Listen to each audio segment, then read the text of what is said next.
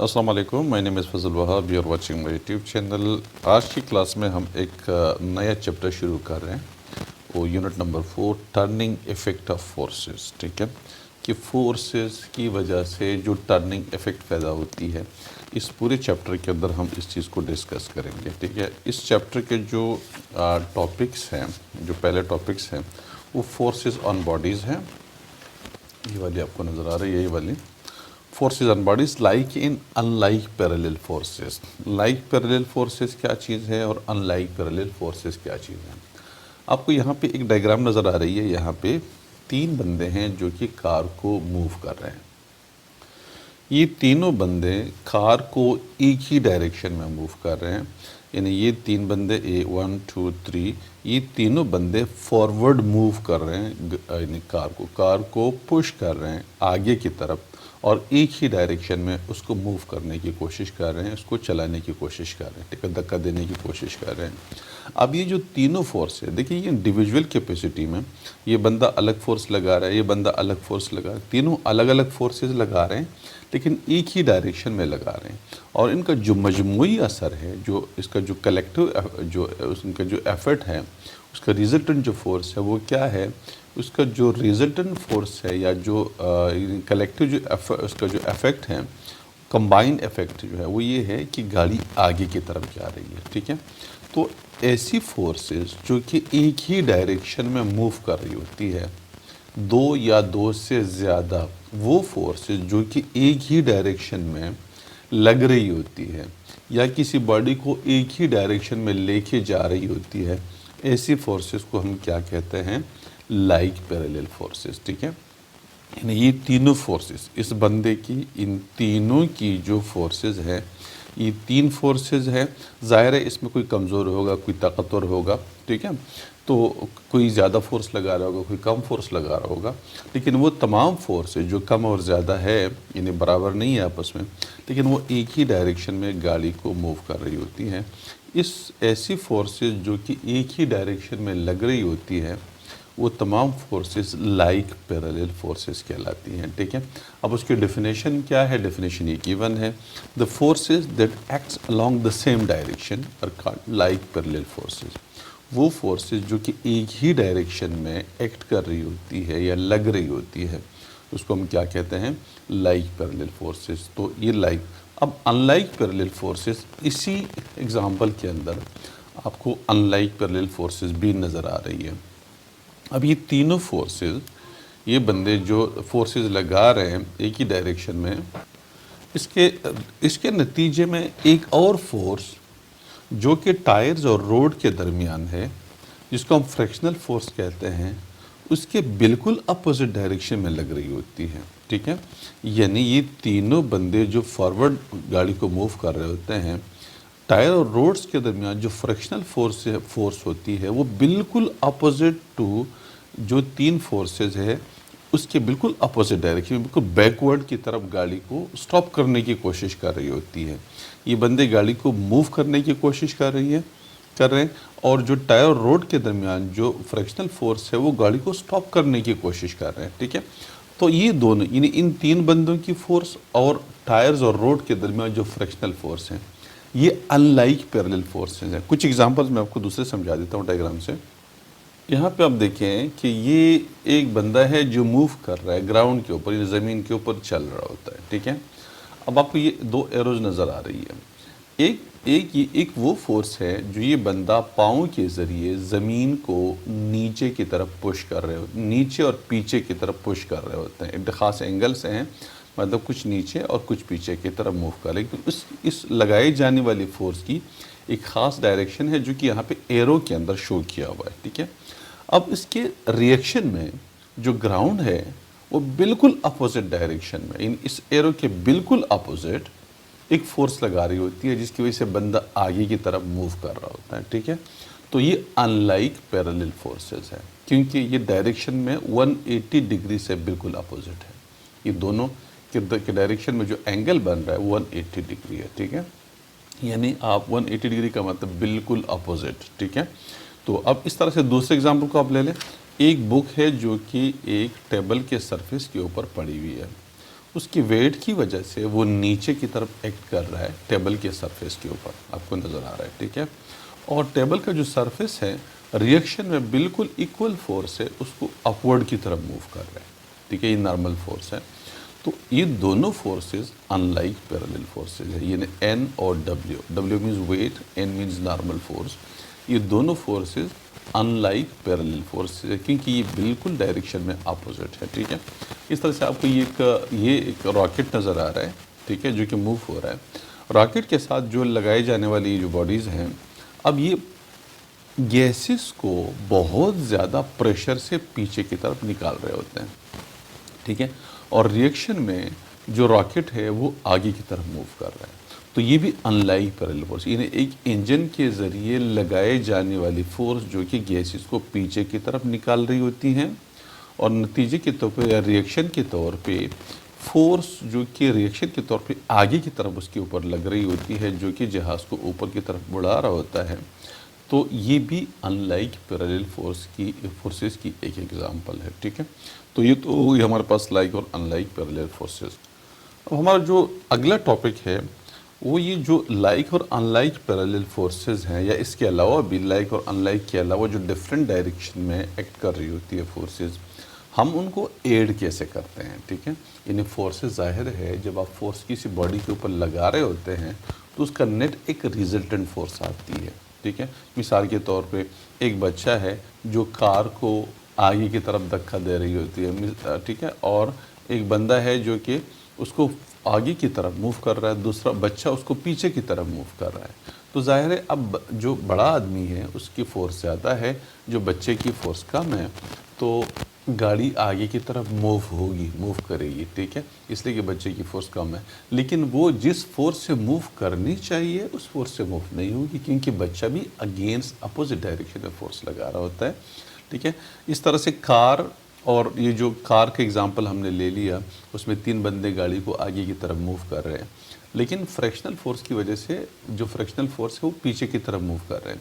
तो जितनी फोर्स ये 3 बंदे लगा रहे हैं उस स्पीड से गाड़ी आगे नहीं जा रही, इसलिए नहीं जा रही कि वो फ्रैक्शनल फोर्स माइनस हो जाता है क्योंकि वो अपोजिट डायरेक्शन में लग रही होती है। तो इस तरह से जब भी कोई फोर्स लग रही होती है किसी बॉडी के ऊपर, ठीक है, तो वो फोर्सेस का नेट रिजल्टेंट क्या होता है कि कुछ कैंसलेशन हो जाती हैं, कुछ एडिशन हो जाती हैं। अगर एक ही डायरेक्शन में है तो ऐड हो जाती हैं, अगर अपोजिट डायरेक्शन में है तो कैंसलेशन हो जाती है। तो इस तरीके से एक नेट रिजल्टेंट फोर्स आती है। अब इन फोर्सेस को हम जो ऐड करते हैं वो 2 मेथड से ऐड करते हैं। यहाँ पे हम दोनों मेथड्स का एक ही मेथड पढ़ेंगे। 2 मेथड्स वही है, एक ग्राफिकल मेथड है और एक एनालिटिकल मेथड है, ठीक है। ग्राफिकल मेथड अभी हम यहाँ पे डिस्कस करेंगे। ग्राफिकल मेथड क्या है, एक रूल्स है, आपने स्केलर्स एंड वेक्टर्स के अंदर पढ़ा हुआ होगा, और अगर नहीं पढ़ा तो आगे जाके पढ़ लेंगे। वो ये है कि हेड टू टेल रूल वो रूल्स हैं। अगर आपके पास मिसाल के तौर पर मैं आपको दिखा देता हूँ, इस डायग्राम को देख लीजिएगा। इसमें देखिए एक 2 वेक्टर्स हैं, ठीक है। एक वेक्टर आपके पास ए है, एक वेक्टर आपके पास बी है। लेट्स से 2 फोर्सेस हैं, एक फोर्स ये है जो कि हम एरो से जाहिर कर रहे हैं, और एक फोर्स बी है जो उसको भी हम एरो से जाहिर कर रहे हैं। अब इन दोनों फोर्सेस को हमने ऐड करना है हेड टू टेल रूल की मदद से। हेड टू टेल यानी जो हेड है उसको टेल के साथ मिलाना है। अब वो किस तरीके से करेंगे कि पहले वेक्टर को हम ड्रा कर देते हैं और दूसरे वेक्टर, इन पहले वेक्टर के हेड को दूसरे वेक्टर के टेल के साथ मिला देते हैं। लेकिन ये इतना आसान नहीं है। उसकी वजह ये कि मिसाल के तौर पे मुझे अगर 10 किलोमीटर का डिस्प्लेसमेंट एक कागज़ के ऊपर ड्रा करना है तो 10 किलोमीटर तो कागज़ के ऊपर नहीं आ सकता, 10 किलोमीटर तो बहुत बड़ी लंबाई है।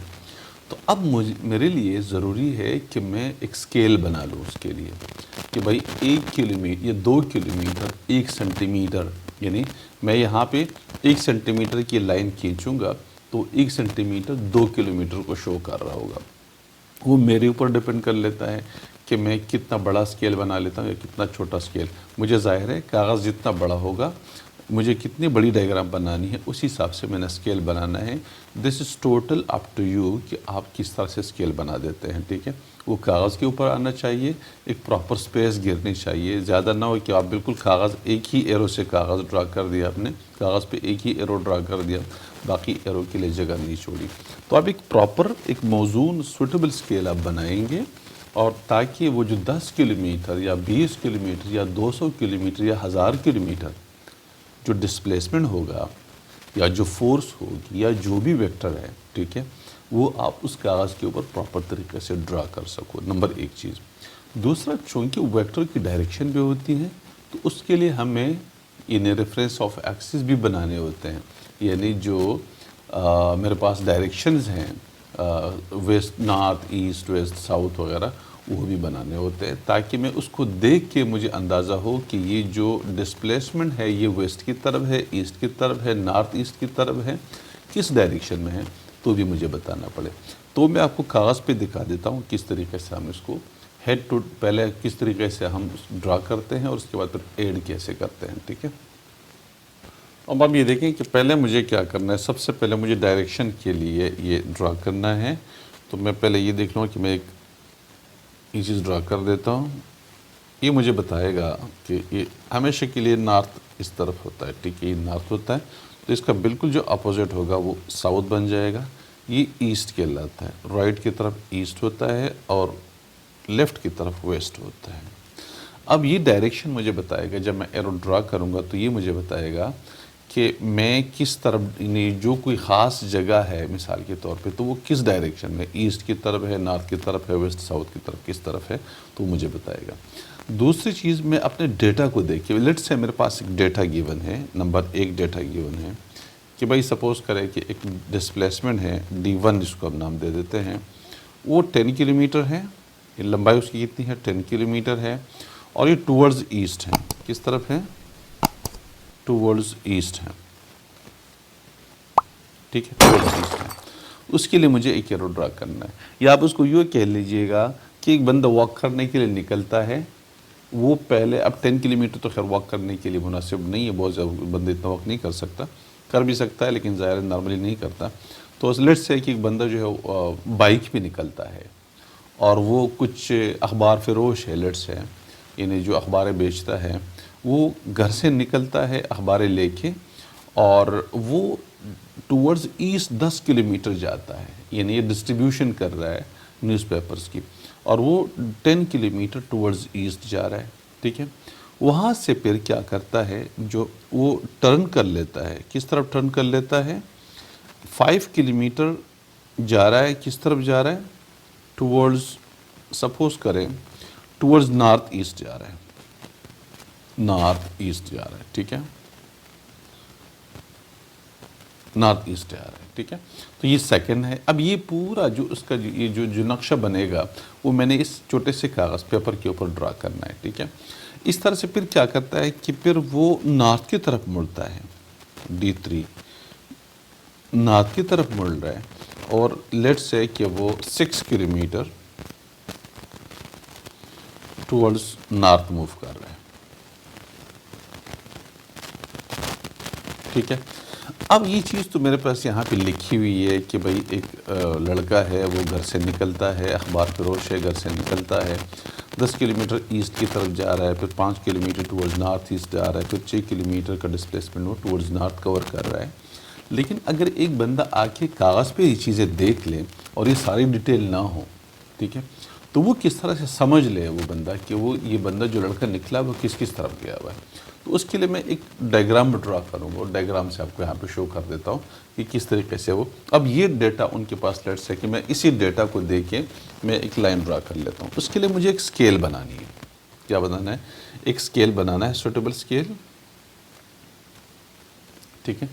उसके लिए है कि लेट्स से मैं, चूँकि मेरे 10 किलोमीटर है तो 5 सेंटीमीटर की लाइन आ सकती है, कोई प्रॉब्लम नहीं है, और 5 किलोमीटर है 2.5, यानी मैं इसके लिए बना लेता हूँ कि 2.5 kilometre, sorry 2 kilometre, sorry 2 kilometre is equal to 1 centimetre की लाइन। ये मेरे पास स्केल हो गया। इधर से वो डायरेक्शन देखिएगा, इधर से वो एक्चुअल डिस्प्लेसमेंट उसने कितना कवर किया वो मालूम करेगा। अब मैं क्या लाइनें खींच रहा हूँ। पहले मुझे क्या करना है कि 10 किलोमीटर की लाइन कितनी आ जाएगी, देखिए 10 किलोमीटर के लिए जो लाइन बनेगी वो 5 सेंटीमीटर की लाइन बन जाएगी, 5 सेंटीमीटर की लाइन बन जाएगी। इस तरह से 5 किलोमीटर के लिए जो लाइन बनेगी वो है 2.5 सेंटीमीटर बन जाएगी, और जो 6 किलोमीटर है उसके लिए जो फासला बन जाएगा, यानी जो लाइन बनेगी वो 3 सेंटीमीटर की लाइन बन जाएगी। तो मेरे पास ये डेटा, ये मैं इसको इस तरीके से ड्रा कर लूँगा, ठीक है, ये वाला। अब ये देखें, ये मेरे पास आ जाएगा। ओके, पहले मुझे क्या करना है कि 5 सेंटीमीटर की लाइन ड्रा करनी है, और किस तरफ ड्रा करनी है, टूवर्ड्स ईस्ट जाना है। अब ईस्ट में इधर से मुझे नज़र आ रहा है, ईस्ट किस तरफ है, ये वाला इस डायरेक्शन में जा रहा है। तो मैं 5 सेंटीमीटर की लाइन, यहाँ पे मैं 5 सेंटीमीटर की लाइन ड्रा कर रहा हूँ टूवर्ड्स ईस्ट, ठीक है।